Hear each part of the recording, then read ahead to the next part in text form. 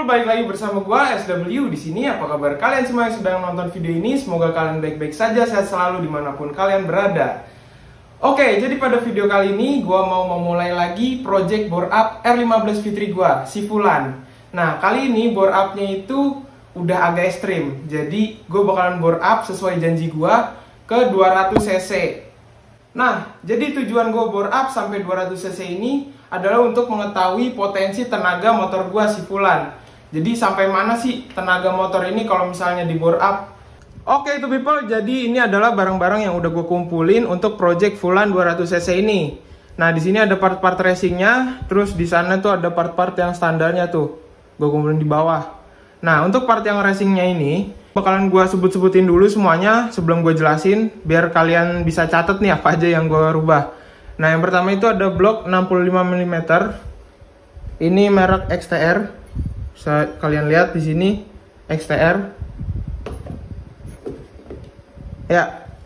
Itu udah lengkap sama pistonnya 65 mm, circlip dan juga ring piston, pen piston udah satu set pokoknya. Nah, selain blok XTR itu, gua juga beli cylinder head. Ini bukan beli sebenarnya, ini custom. Ukuran klepnya 25-22. Harusnya. Nah, itu ntar bakalan gue bahas. Terus ini karena klepnya dirubah, batang klepnya 4,5 mm sekarang. Jadi gue beli retainer klep Kawahara yang titanium yang baru. Nah, selain itu gue juga beli throttle body merek BRT. Itu mereknya BRT. Ini ukurannya 36 mm. Dan ini PNP udah dipaskan sama lubang porting di headnya. Nah, selain itu di sini juga ada fair clap Moto One, gue beli lagi ini yang baru biar lebih aman aja. Terus di sini ada packing, ini gue custom dan yang tembaga ini flat. Nanti gue bakalan jelasin kenapa gue bikin lagi yang flat, model flat kayak gini, padahal sebelumnya itu packingnya bocor pakai model yang kayak gini. Terus juga ada copper spray untuk gasket ini. Jadi ini kan nggak boleh dilem. Nah, ganti lemnya itu pakai itu tuh.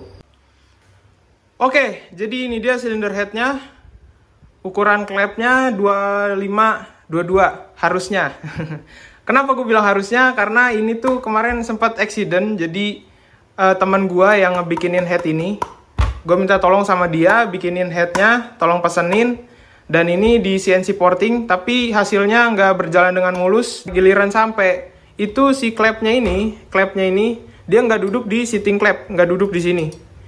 Sama tukang bubut gua dikasih tahu ini duduknya nih, dia duduknya di bagian aluminiumnya. Jadi kebayang nggak tuh, sitting klepnya itu kekecilan tadinya. Nah, mau nggak mau klepnya harus dikecilin lagi, dan ukuran akhirnya sekarang 24-21, gokil. Cuman beda 1 mili sama head gue yang lama, geblek nggak tuh? Ya, tapi ini udah CNC porting, bisa kalian lihat tuh. Ini CNC porting ngerjainnya di tempat yang pertama. Ini udah ada model kayak dimple port. Kalau misalnya kalian pernah megang bola golf, itu ada cok-cok kecil-kecil begini, katanya itu buat bikin aliran udaranya lebih lancar. Ini headnya kurang sempurna juga di bagian bus klepnya, jadi kalau misalnya kalian goyangin gini, tuh, kelihatan nggak? Nih, klepnya oblak, bus klepnya oblak sedikit tapi.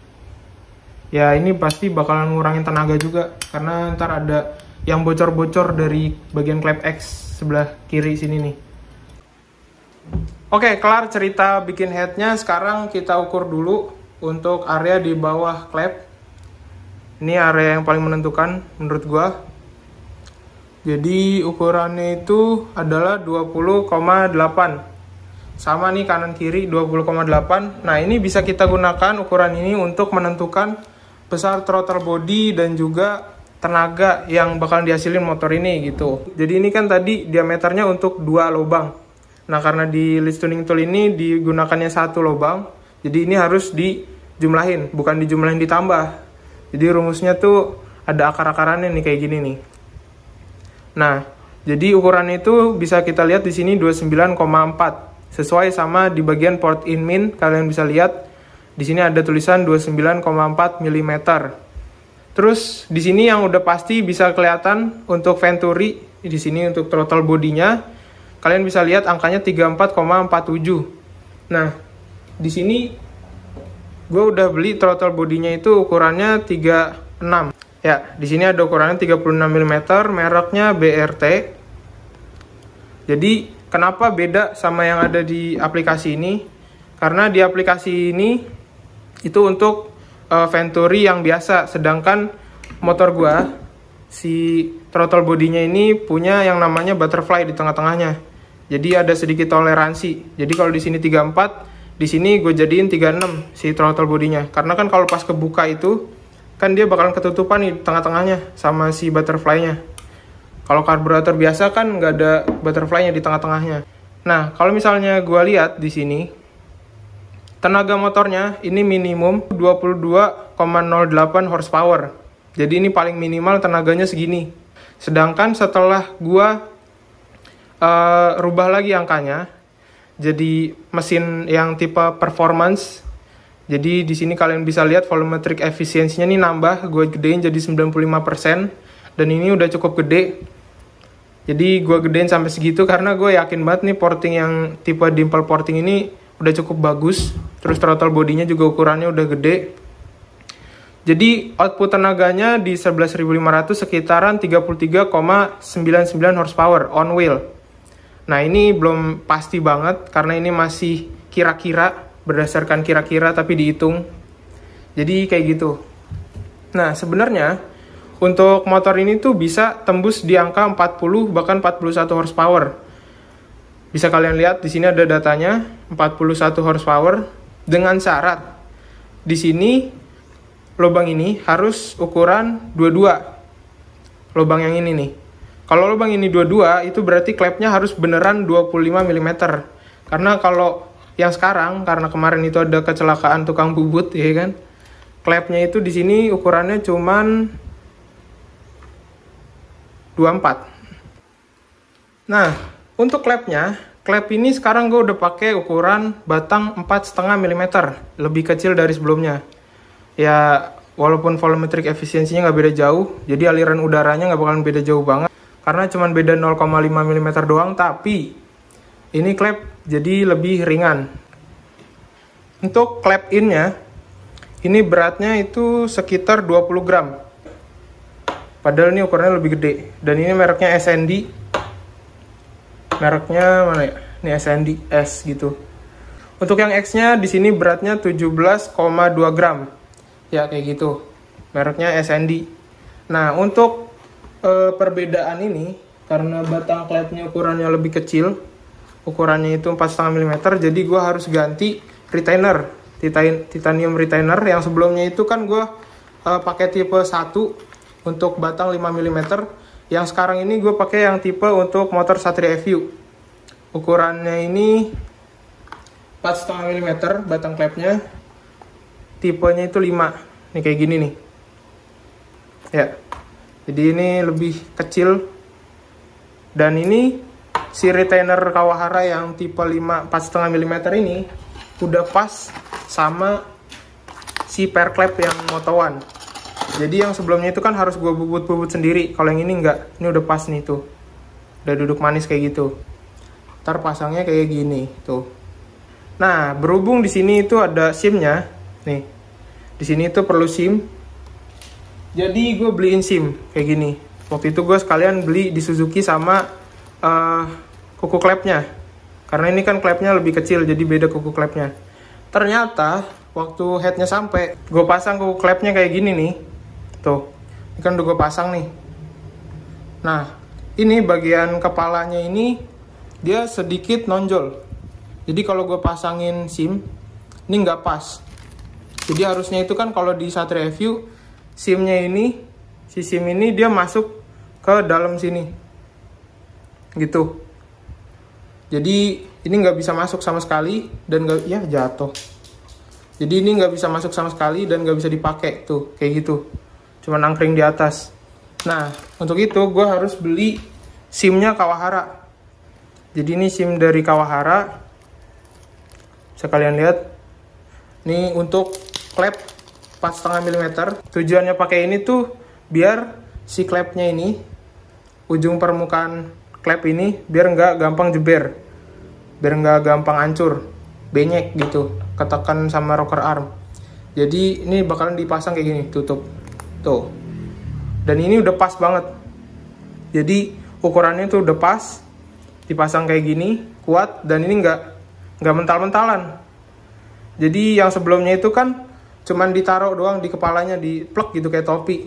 Nah kalau yang ini itu dijaga juga sama si retainer clamp-nya, biar dia tetap ada di tengah gini. Nah untuk retainer clamp-nya sendiri yang titanium dari Kawahara ini beratnya itu sekitar 2,9 gram. Beda jauh lah sama standar motor gue yang sampai 5 gram. Nah untuk bagian water jacketnya yang udah gue rubah ini, kalau misalnya dicocokin sama packing ini udah pas. Tuh. Ya walaupun ada bagian yang miss nih kayak gini nih. Ini udah pas, ini pas, tapi ini kurang geser dikit ke sana. Tapi overall oke lah. Jadi ini packing gue custom, ukuran itu 65 mm, disesuaikan sama blok XTR-nya. Jadi ini kan headnya udah gue rubah, itu karena gue nyesuaiin sama si blok ini. Nah, jadi blok ini kalau misalnya kalian pasang di head standar yang XTR ini, Extreme, yang ukuran 65, ini nggak bisa nih. Karena jalur radiatornya itu udah digeser keluar sekitar 2 mm. Jadi kemarin itu gue sempat dapat packing dari XTR-nya. Ini yang bawaan dari bloknya. Nah, gue kemarin ngukur di bagian sini, ini ternyata dia beda jalur radiatornya. Jadi ini packing yang dari XTR-nya itu adalah packing ukuran jalur radiator standar. Kalau misalnya kalian lihat di sini ada bagian yang ketutupan nih jalur radiatornya. Nah kemarin tuh gue udah curiga kok sampai ketutupan gini. Dan ini juga gue ukur kemarin. Asal kalian tahu, ini jarak dari water jacket ke bibir bloknya itu cuma sekitar 2 mili. Nah itu bahaya banget. Beda sama packing yang gue bikin sendiri. Ukurannya itu di sini sekitar 4,5 mili. Jadi ini udah tebel karena di bloknya sendiri di sini ukurannya itu dia 4,5 juga. Bisa kalian lihat. Jadi ini justru lebih tebel dari blok gue yang 62, yang blok BRT. Tapi gue bingung kenapa yang XTR itu ngasih packing untuk water jacket yang standar. Mungkin biar bisa dipakai di head standar, walaupun ini bahaya banget nih. Cuman segini doang, tinggal 2 mili, itu pasti bocor sih. Terus di bagian bloknya ini udah ada skim tangga. Biasanya disebut skim tangga. Jadi kalau misalnya kalian lebih detail ngelihatnya, di sini tuh kayak ada yang naik gitu di bagian sininya. Ini nabrak kan nih, tuh. Jadi ini lebih tinggi. Tujuannya biar si air radiator nggak rembes ke dalam mesin. Nah untuk menyiasati packing yang datar kayak gini, gue beli ini copper spray. Jadi nanti ini kayak lem gitu, tapi bukan lem. Pokoknya disemprotin ke sini secara merata ke packingnya atas bawah. Karena ini kan nggak boleh dilem, ini juga nggak boleh dilem. Jadi ini jangan coba-coba kalian lem, karena untuk yang ini tuh udah ada lapisannya. Ini namanya lapisan Phyton coating yang hitam-hitam ini, kayak polimer gitu, tahan panas, dan ini nggak perlu dilem lagi. Sedangkan yang ini nanti gue lapisin sendiri kayak yang biasa, pakai copper spray. Nah untuk pistonnya, ini pistonnya ukuran 65, dan kemarin itu gue bawa ke tukang bubut untuk bikin bentuk valve pocketnya aja di sini nih, coakan-coakan ini buat klep. Dan ini nggak gue papas. Jadi kompresinya itu nanti sekitar 12,5 sampai 12,7. Karena kenapa nggak gue papas? Karena ini piston tipis banget. Jadi kalau misalnya dipapas bisa tipis banget ke sini dan ntar rawan jebol. Nah, sekarang untuk bagian benerin motor guanya. Ini jadi ada part-part standar yang gue udah beli. Ini untuk benerin motor gua karena kemarin itu kan rocker armnya sempet rusak di bagian rollernya. Nah, ini udah gue beliin. Ini baru original. Rocker armnya yang bagian in dan X gue beli baru semua. Terus pen rocker armnya, pinnya ini untuk in dan X gue beli juga dua-duanya. Sama untuk VVA nya gue ganti juga biar baru lagi semuanya. Terus seal cap ini gue pakai punya Fiction atau MX sama aja. Jadi karena klepnya itu kan ganti, sekarang pakai ukuran 4,5 mm, seal klepnya juga harus menyesuaikan. Nah terus ini bagian starter. Nah jadi ini adalah bagian angker starternya. Yang punya motor gue itu di bagian sini udah rompal gearnya, jadi gue ganti. Untuk gear starternya kan kemarin udah pakai punya Fiction Old, jadi semoga nggak rusak dan nggak perlu gue ganti lagi. Sekarang untuk one way starternya ini gue ganti juga biar lebih kuat, pakai punya Fiction Old. Ini copotan nih, original copotan, karena sekarang udah nggak ada lagi kayaknya yang jual baru. Dan ini bentuknya nanti ada yang beda sama punya 15 Fitri, semoga aja bisa kepasang. Ntar bakalan gue pasang di video setelah ini. Untuk bagian kampas kopling terakhir nih, kampas kopling gue pakai yang lebar semuanya, jadi tiga-tiganya tuh yang lebar, yang kode 2ND E632100. Gue nggak tahu ini bisa dipasang apa enggak, tapi yang jelas kalau ntar misalnya kepasang, ini bikin netral motornya waktu mesinnya nyala itu susah. Tapi ya daripada slip, biarin lah, bodo amat. Terus ini ada plat koplingnya juga, gue beli yang lebar semua. Ini dikasih bonus satu, tapi gue nggak tahu ini buat apaan.